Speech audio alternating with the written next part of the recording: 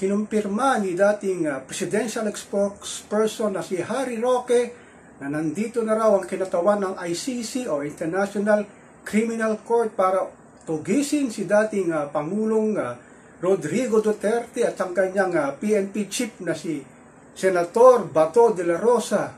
Nakakalungkot naman nung panahon ni Digong sabi niya na hindi tayo member ng ICC ng International Criminal Court kaya hindi sila makakapasok dito sa ating bayan para daw siyang usigin sa mga nakaraang drug wars o tinatawag na tokhang na mga drug lord, mga drug pusher, mga drug addict sa kanyang 6 na taong panunungkulan na wala daw due process sa mga taong nadamay dito at nangamatay, lalo na yung mga gumagamit ng illegal na drugs sa ating bansa. Ngayon sa panahon ni PBBM, nakapasok na sila. Pero nung bago umupo si PBBM, hindi raw sakop ng ICC para dito pumasok at usigin si dating Pangulong Duterte. Ngayon po, nakapasok na. Sabi naman ni Pangulong Digong Duterte, wala daw kinalaman si PBBM sa pagpasok ng ICC. Sabi ng netizen, ano kaya? Ano walang kinalaman? Paano makakapasok dito ang ICC o kinatawan ng ICC kung walang basbas ng Pangulo ng Republika ng Pilipinas?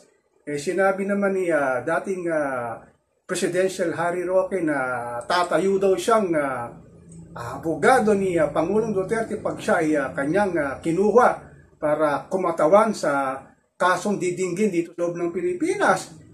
Kalungkot naman si dating Pangulong Duterte, 78 years old na. Ang sabi lang naman niya, kaya ako ginawa ang mga operasyon tukang para sa ating inambayan na masyado nang dumadami ang mga drug addict, mga drug lord sa Pilipinas. Kaya yung mga iba't ibang lugar, di ba, yung unang taon, pangalawang taon ng kanyang panunungkulang ay sinuwid nila yung mga illegal drugs sa mga iba't ibang lugar dito sa Metro Manila at sa labas ng Metro Manila. Nagkataon pala maraming collateral damage, lalo na yung mga nadami lang ng mga kamag-anak, kapatid o ina, magulang ng mga hinihinalang drug pusher, drug lord sa kanilang tinatawag na Operation Tokang. Sabi naman ni Senator Bato de la Rosa, handa rin daw niyang harapin kung ano man ang mangyayaring pag-imbestiga ng ICC dito sa ating bansa. Pero ang sabi nila, o sabi din niya na wala silang ginawang masama noong panahon ni Pangulong Duterte. Ang kanila lamang ginagawa ay para sakpakan na ng taong bayan, na lalo na si Juan Pasang Cruz, na sinasabing masyado ng talamak ang mga droga dito sa Pilipinas. 6 years after, nung wala si Digong na, ito na, papasok ng ICC.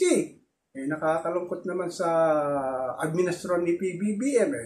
Sinasabing unity team dahil nagtampan pa sila ni Inday Sara para maging BP presidente niya. Siya naman ang presidente ng Republika ng Pilipinas. Ito yata nagkakaroon yata ng lamat sa kanilang pagsasama ang mga Marcos at Duterte dahil nga sa inaasahang pakipagtulungan din ng Commission on Human Rights sa ICC para imbestigahan si dating Pangulong Duterte. Kaya lang sabi ng netizen, sana mag-move forward na tayo kung ano man yung mga nangyari nung panahon ni Duterte, let bygones be bygones. Pero ang sinasabi ng Commission on Human Rights, hindi pwede dahil maraming nadamay na kabataan, mga anak, magulang, kapatid, ina, na naging biktima ng mga illegal na tokhang na sinasabi na operation ng drug dito sa ating bansa. So ako po si Papa Ken dito sa aking channel. Patuloy po akong magmimiran, magmamatsyag kung saan nahantong sinasabing pag-iimbestiga at kakasuhan daw ng ICC si dating Pangulong Rudy Duterte.